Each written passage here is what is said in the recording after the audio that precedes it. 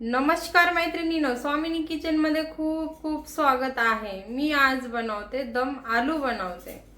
हे मी घेतलेले बटाटे आपले छोटे छोटे ह्याला उकडून घेतलेले आहे आणि हे आहे 2 चमचे दही, 1 वाटी आपला वाटाणा, अद्रक लसूणची पेस्ट आणि ही आहेत घरचे मसाले आणि ही आहे आपले 2 कांदे कट करून घेतले आणि ही आहे कोथिंबीर। बघा मी आता इथे एक कढई ठेवलेली आहे। कढईमध्ये तेल टाकलेलं आहे। तेल तुमच्या आवडीनुसार टाकलं तरी चालेल। आता आपलं तेल गरम झालेलं आहे। आपण त्यामध्ये अद्रक लसूणची पेस्ट टाकूया। बघा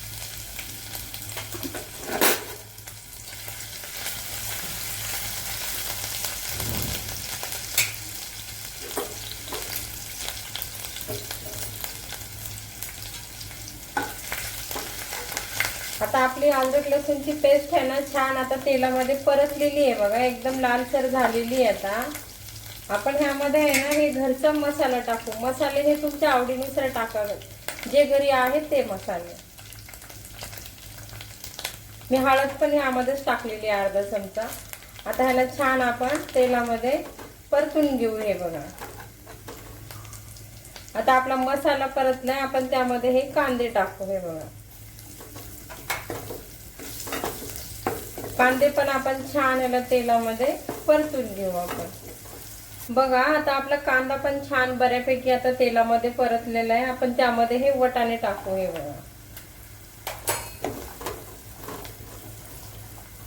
आता यामध्ये आहे ना हे 2 चमचे दही टाकू आपण।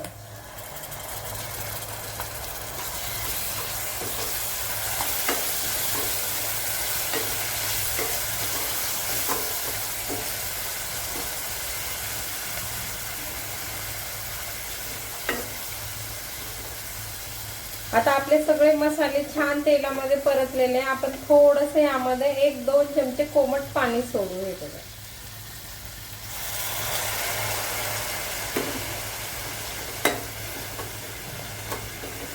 आणि सगळे मसाले छान तेलामध्ये आपण हे फिरून घेऊ। याला तेल सुटेपर्यंत 5 मिनिटं आपण कमी गॅसवरती हे मसाले वाफून घेऊ आपण। आता बघा आता आपला मसाला किती छान परतलेला आहे, त्याला तेल सुटलेलं आहे सध्या। आता यामध्ये आहे ना हे 2 चमचे मी पाण्यामध्ये शेंगदाण्याचं कूट भिजवून घेतलेलं आहे, यामध्ये टाकले। हे बघा आणि यामध्ये आपण आता हे बटाटे पण टाकू। हे बघा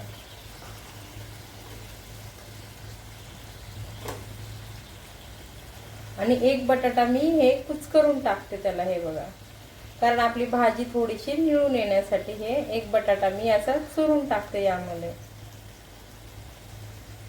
आपण आता ह्याला छान मिक्स करून घेऊ। हे बघा आणि थोडीशी आता मी कोथिंबीर टाकते त्यामध्ये। ही कोथिंबीर पण टाकून याला छान मिक्स करून घेते।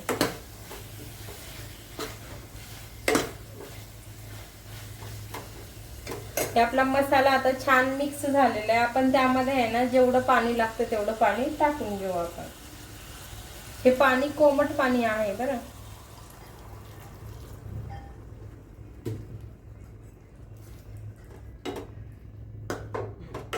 आता ह्याला एक छान उकळी काढून घेऊ आपण मस्त। आता ह्यामध्ये थोडंसं चवीनुसार मीठ टाकू आपण। आता